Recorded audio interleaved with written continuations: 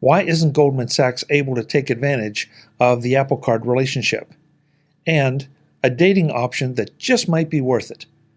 This is Mac Voices. Today's edition of Mac Voices is supported by the MacVoices Dispatch, our weekly newsletter that keeps you up with everything Mac Voices is doing. From our published episodes to Chuck's other appearances to special events and more, subscribe at macvoices.com/newsletter and stay fully informed so you don't miss a thing. Welcome to Mac Voices. This is the talk of the Apple community, and I'm Chuck Joyner.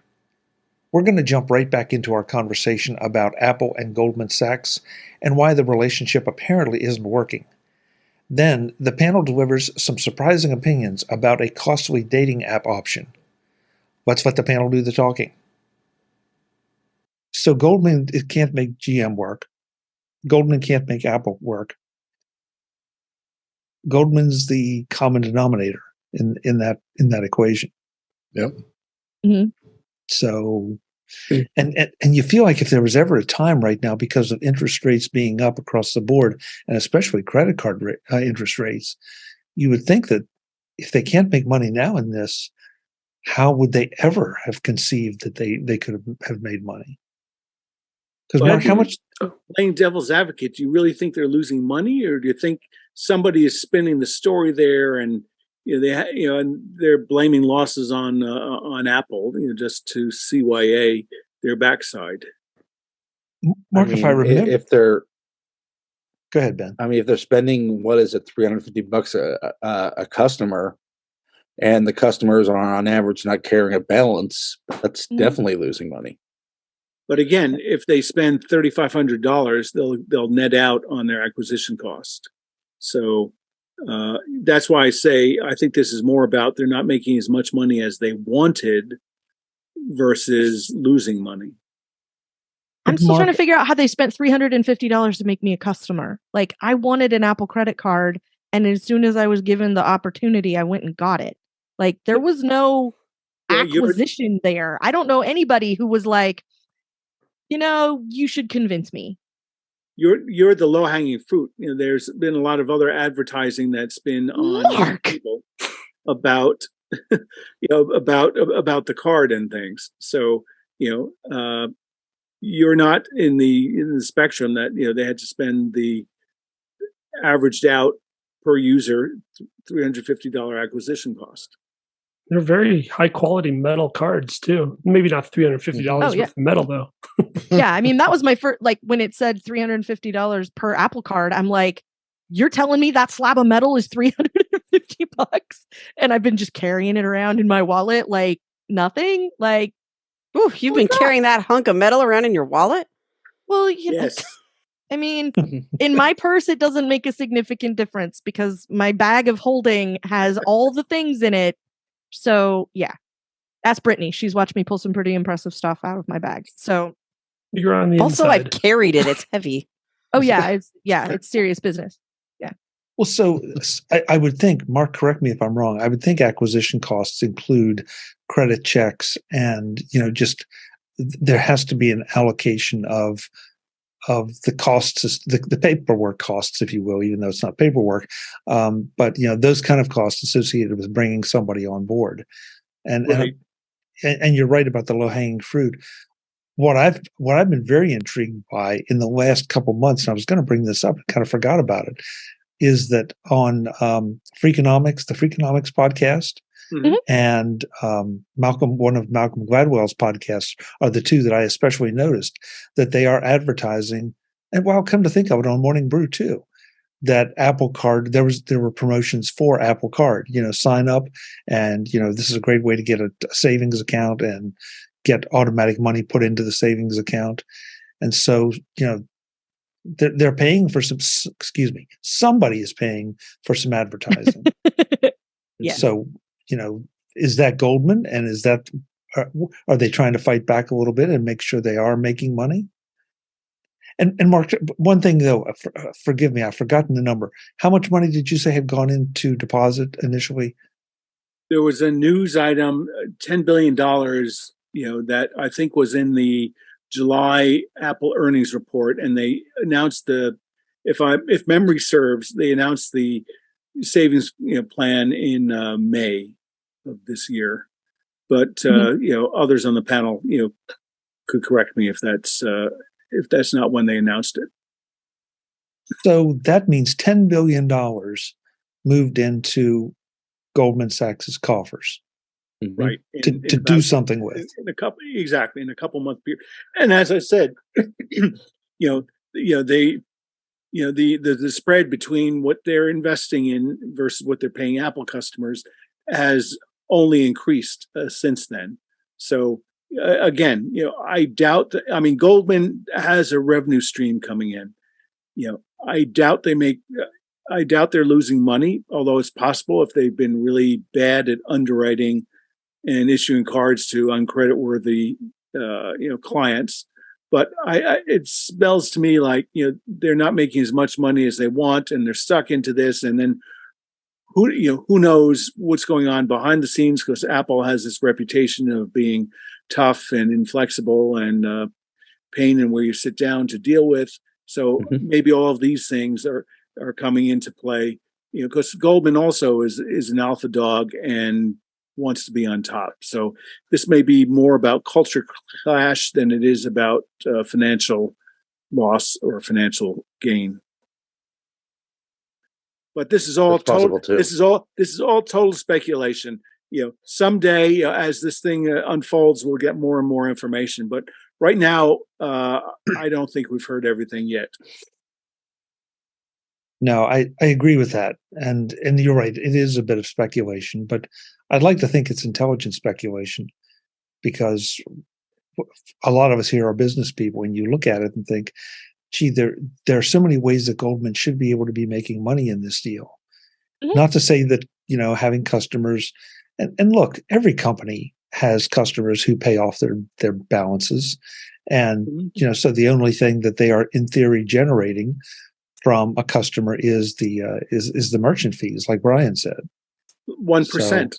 And I don't know that we know how much volume goes through the Apple credit card, or how that 1% is split between Goldman and Apple. But there's plenty of loose change here at work. Somebody. And something we haven't mentioned though is that what do you get? You get 3% back on Apple purchases, 2% back on almost everything else, and 1% on a few things. 2% if it's transacted using the wallet, and 1% using Apple Pay credit card. Mm-hmm. Okay, yeah. Apple Pay. There are some retailers like Walgreens and others that do 3%. Yeah, sometimes they do promotional. So there's one more thing that potentially eats into Goldman's take a little bit, and assuming that Apple isn't letting that eat into their take. But maybe it's just if they didn't have this, then they wouldn't need a consumer. They could probably just eliminate this entire division and cut staffing and maybe just having one card like this. Like other banks probably have lots of different cards. So Goldman just doesn't want to be in the consumer business. Doesn't fit with their corporate culture. It really does sound like they've somehow managed to not just screw this up with Apple cards, but with the other the GM consumer card as well. So they are somehow just bad at consumer credit, and it might not be any more complicated than that. It might not have anything to have anything to do with Apple. If this was a Google credit card, it might have ended exactly the same way. Good point. Yeah. Well, Amazon has their own card. They do. But a lot of those are. Do they run it themselves or no through Chase? No, there's their bank. There's this Chase. Mm-hmm. Co-branded. It's co-branded. But Chase is obviously in the consumer business. Right. Yes. Oh, yes. Right. Chase and Citibank. Yeah. Those are the big players there. Two big players. Yeah. I don't know. It's interesting, and Ben threw in our YouTube chat, Apple Card, the Walter Isaacson biography. I like. I can't wait to read that one. Yeah, really. It looks like we're starting to run a little short on time, and so there was one thing I wanted to make sure I got to, and I got to find it because I've been saving this. I've been saving this just for Jeff.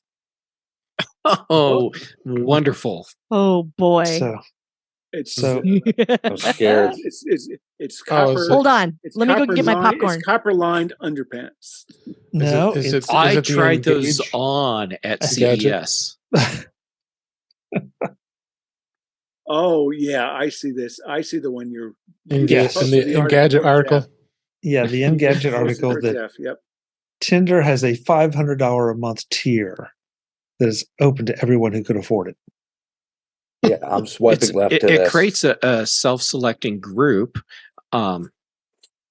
So there's that. Come on, Jeff. You can do better than that. You let me down. Here's the deal. I'm waiting for the hypothesis. I want to make fun of this. And I'm looking at it and I'm thinking, dating is a really hard thing. Oh. And we live in a society now where there's so many things that make it even more difficult. And people are willing to do a lot to try and find those relationships. And if there's a market for people who are willing to spend $500 a month to try and find the right person, well, there better be some perks that go with that. And I'm not talking about the wink, wink, nudge, nudge kind, but some business customer service perks that go along with this that make it worthwhile. But I can totally see people being absolutely willing to shell out big bucks to try and find that special someone. It's a brutal world for people trying to find partners. Yeah, and I'll explain why this isn't a joke. Let's say you are living in New York, Chicago, and LA, and are a wealthy individual. Well, there's no catfish that is going to pay $500 a month. So you have a dating pool here. It might be small, but most likely they are going to be a real person because $500 is a lot of money just to blow per month. They'll be at your income level, which means they're probably going to have a equivalent level of discretion. And I mean, it's Tinder at another income level. Okay. Right. And let's just hope it all ends in a happy ending. Kelly? Or in people. I mean, I just want to point out that, like, the highest level tier on Only Jeff's is $249 a month. That's right. And everyone walks away satisfied. With a happy ending. Oh my God. you open your door here, Chuck. I knew I was, but He knows he does it to himself. We've been over this. He knew it's coming. We can cut this all out. I have a funny but totally clean joke that will be our palate cleanser as we go on to our next story. Okay, that's a high we're not ready for the clean jokes yet, right? Yeah. Why was the football coach banging on the Coke machine? He wanted his quarterback. I hear my mom calling. I gotta go. Okay. we this is like the third or fourth week that we've gotten a facepalm out of Eric. I love it. The streak continues. Eric, you've been awfully quiet tonight. Anything to say about Tinder or the Apple Card or any? No. I Wise man. Speechless. They're Just really for the record, I want to point out I didn't say anything about the highest level tier of only Chucks. I'm just pointing out. We didn't talk about that one. No, we didn't. No, we didn't. Oh, I don't get invites for that. I'm not eligible. I don't know. I mean, Jeff, you make some really interesting points that I hadn't quite thought about that way. And maybe $6,000 a year. I mean, one thing I didn't see in the article, and I don't know a thing about Tinder, is, you know, if you have to sign up for a year, or whether you can, you know, do limited time subscriptions. I have no idea. Yeah. And Chuck, I am sorry I didn't come up with a good joke for you, but I was looking at this and I'm like, yeah, I can see where people would be willing to pay this and more to weed out a lot of what they see as the dating game chaff. Well, when you think of how much it costs to go on a date at this point, if you're aggressively trying to get into the dating scene, maybe $500 a month for some qualified referrals is not a bad thing. How much is your time worth? And Good point. And look at the math. How much is it going to cost you in your time to go and what are you going to do? Go to bars and hang out? Go to meetups and hope that you run into someone? I mean, you're putting a lot of time into hoping that serendipity happens. Yeah. So I mean, plus you're not dealing with any of the bot profiles. Not at $500 a shot. No, you're not. Yeah. I mean, I'm an old married lady. I don't know anything about dating anybody literally in years that start with 2. I have not done it. I don't know anything about it. I imagine it sucks rocks. So it's terrible. I mean, I went and got somebody off the internet in the 90s. So, like, I have no idea how any of this works now. See, isn't Amazon amazing? I was going to say, Kelly, you sound like you ordered in mail order. I mean, what are you? It was IRC. You know, old school OG text only chat rooms. Like that was, and that's a self-selecting group right there too. It wasn't $500, but it was a self-selecting group. I went even further. I was AOL, so yeah. So yeah, like I don't. Juicy stuff. I don't want to know what Mark's doing below the camera right now. You've got mail. But for $500 a month, yeah, I could find out. So, like, I imagine it's a lot harder than it used to be, just because there's, like, even in 2019, it would have been a lot harder just because of all the different avenues, and, you know, people tend to stay home more and all of that. Like, you know, I can see that. You know, I was recently reading an article about, like, fundamentally how, like, one of the things that contributes to society being kind of how it is now is because lots of people are very, very isolated. A lot of things used to rely on that sense of community and people being invested in what happens in their community and what happens in their neighborhood and what happens on their block. And there's a lot less of that now that everybody's got a window to the world that fits in their pocket. So, you know, there is that. So I think, you know, there's a certain amount of like, you know, I just don't know how any of that works, but I could absolutely see somebody doing the $500 a month Tinder thing for like a month, maybe 2. Like, you know, dating isn't even, like, intellectually, I know, like, dating isn't cheap. Going out, paying for dinner, paying for drinks, getting gussied up, you know, all that kind of stuff. Like, you know, that all costs money. So, yeah. So I want to get a couple chat room comments in here before we wrap. First of all, Webb Bixby couldn't be here with us tonight, but he is in the chat room. And he says that the Goldman Sachs CEO wanted to get into the consumer space and go beyond the investment banking world. Well, guess what? He was successful in getting there, and he didn't like what he saw, apparently. So Matthews suggests maybe Apple can start a dating app, iDate. I think there actually was an iDate. Not Isn't this what eWorld was supposed to be?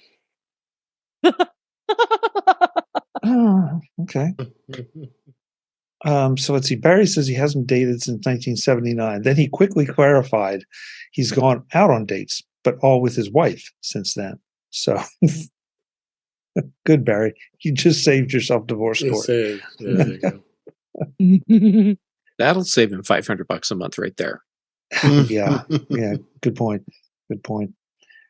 Let's go around the room, let folks know where they can find you, and then we'll get out of here. But this has been a lot of fun. Thank you all for coming. And Kelly, one thing you said, I wanted to make a point. You're right. There's a window. Oh, great. I'm an example. Thank you. Yeah, well, yes, you are, but that's another discussion. But there is something to be said for that, and I think that's why this kind of what we do here is so much fun and so interesting, because we have our own little group here, our own little family. We have the folks that show up in the chat room every week or every week that they can get there, and it is a tight knit little community that we're building, and I think that keeps us all mentally healthy. Although I'm not sure by the show you would ever know it, but I think it helps. Oh, we're all very mentally healthy. Mentally stable is a topic for another podcast. Oh, Guy is in the chat room, and he says he paid for a dating service for 2 years and met his wife in the first 2 weeks. Still worth the investment. There you go. Yeah. Well done, Guy. But Guy, have you bought a new iPad lately? Yeah. Or a mic? Guys, hard-hitting questions. If you met her in the first 2 weeks and then you paid for it for 2 years, like, how long did you hold out for a better offer there, dude? Really. Guy will be on next week to explain himself. See, I took that as he paid for 2 years up front, but now I'm realizing I might be misinterpreting that, and now I want to know more. Yeah. Tune in Guy, next live time. from the doghouse. I think it just means he was distracted, and it took him 2 years to realize he was still paying for a service he didn't need. Because he was focused on the love of his life. There it is. There you go. Okay. Nice save. Eric Someone's Bolden, been married a long time. Yeah. Eric Bolden, we're running you for Speaker of the House, man. If you can spin that way, you're the answer to our prayers. I'd be okay with Eric third in line for the presidency. Mm-hmm. Yeah, absolutely. You might have to update your background, though. Yeah. I'm still hiding out. Continue hiding out. Maybe you just need a better shirt so you blend a little better. Okay.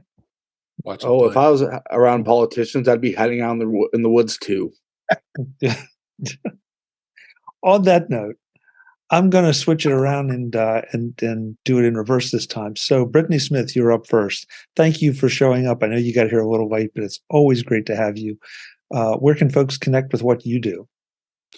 Probably the best place would be you could go to TikTok or YouTube, and I am ADD Liberator there. Or when in doubt, Conquer.consulting. TikTok. Mm-hmm. Really? Yeah, she's a TikTok star. Mm-hmm. Yep. She's a star anywhere she goes, Dave. Come on. That is true. Fair. Speaking of stars, Kelly Guimont, where can folks find you? Okay. Yes, you. Where can folks find you? Generally, you can find me playing Pokemon Go with Brittany. The rest of the time, I am Verso at Mastodon.social. And you can also find me on the occasional other podcast, especially over at The Incomparable, where I'm one of the hosts of I Want My MCU TV. We are working on our comeback for the second season of Loki, which is very exciting right now. Just today, I recorded with a friend of MacVoices, Charlotte Henry. We did an episode of the edition over there. And otherwise, you keep letting me up in here every Tuesday night. Still a mystery, and every once in a while on Thursdays you can find me recording In Touch with iOS with David. Great. Thank you, Kelly. I appreciate it. Yeah. The other half of Team Red, Mr. Mark Fuccio. Mark, thanks for being here. Where can folks connect with you? Oh, this fun discussion. You can get me at X, the site formerly known as Twitter, at MarkFuccio, all lowercase, one word. Thank you, Mark. Good to see you. Thank you, Chuck. Eric Bolden. Thanks for the invite. From the woods, the next Speaker of the House. Where can we find you? Hiding out on Mastodon at EA Bolden at techhub.social. Okay, that's where you go, folks. Tell him you'll vote for him. Have you seen our other choices? I mean, I think that was a veiled insult. I'm not sure, Eric. I got to work on that. Not on Eric. What I'm saying is, obviously, we're voting for Eric. Oh, yeah. Okay. This could be dangerous. I mean, yeah, you never know. Absolute power and all that. Exactly. Ben Roethig, my fellow Apple Pencil knockoff owner. Where can folks find you? Well, you can find me at Ben Roethig on your social media of choice. Roethig.tech for my writings. On Thursday nights, you can find me on In Touch with iOS with Mr. David Ginsburg. On Thursday and Friday, you can find me on The Big Show and The Mac Show on the British Tech Network. On Tuesdays, you can definitely find me here on Mac Voices. And where you cannot find me is the $500 Tinder. Thank you for delineating that for everybody. Well done, That's Ben. appreciated. Yeah. Well done. Jim Ray, I'm so glad you found your Apple Pencil and you're charging it now. So you'll have to tell us what you did with it after the show. Okay. It's also an audio podcast. Mark. Oh, that's right.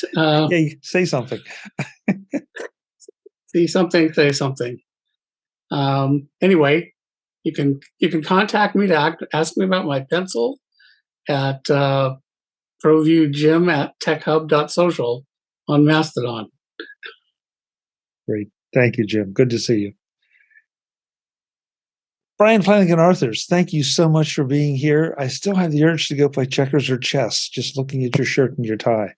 Where can folks connect with you? Well, no longer on Only Ties. Well, then I'm canceling my subscription. Way to bury the lead, Brian. Some people may have paid for 2 years up front, but yeah, sorry. $500 a month too, man. I'm gonna have to call Goldman Sachs and get a refund to my Apple card. And then they'll complain they're losing more money, Kelly. Yeah. Brian, where can folks find you? Yes, a few different social networks. Let's see, Spoutable, also Blue Sky and X at Brian8944, and then Mastodon, Brian8944 at mastodon.cloud. Great. Thanks so much for being here. Jeff Gamet, we really missed you the last couple of weeks. Thank you for coming back and entertaining and informing us. I missed all of you too. I know seriously, thanks for clicking admit again. Finally, I mean, I just sat here crying week after week. He didn't let me in. Anyhow, okay. Social medias, Jay Gamet on everything. I'm most active on Mastodon and Instagram. Then shows. Chuck lets me on Mac Voices Live, so thank you for that. Then on Thursdays, Dave lets me on In Touch with iOS. So Dave, thank you for that. Then on the British Tech Network, Thursdays, The Big Show, Fridays, The Mac Show, and then Brian Chaffin and I record The Context Machine, and then other stuff comes up along the way too. Thank you, Jeff. Good to have you back. Great to be here. Last but absolutely not least, Mr. David Ginsburg. David, thank you so much for being here. What's the best way for folks to connect with you? Thanks for having me. That would be at In Touch with iOS at intouchwithios.com. On YouTube channel, youtube.com/intouchwithios. On Mastodon, I'm at DaveG65 on mastodon.cloud. And I'm on the the Mac Show on Fridays on the Better Tech Network. Thank you very much. Thank you, David. I definitely want to say thank you to the chat room. They've been very talkative tonight. We had a bunch of people in the chat room that were quiet. And so you guys just got to speak up because we love knowing you're here and seeing what you're thinking. This is Mac Voices Live, Tuesdays at 8 p.m. Eastern, 5 p.m. Pacific. You can join us in the chat room on YouTube at youtube.com/MacVoicesTV. Until the next time, and as always, I'm Chuck Joyner. Thanks for watching. Visit MacVoices.com for show notes and to connect with Chuck on social media. Get involved in our Facebook group or like our Facebook page, and get more out of your Apple tech with Mac Voices Magazine, free on Flipboard and on the web. And if you find value in it all, consider supporting us through either our Patreon campaign at patreon.com/MacVoices or making a one-time donation via the PayPal link on our front page and in the show notes of each episode. You will join these fine people who help bring you Mac Voices each month. Advertising handled by Backbeat Media at backbeatmedia.com. Bandwidth provided by CashFly at cashfly.com.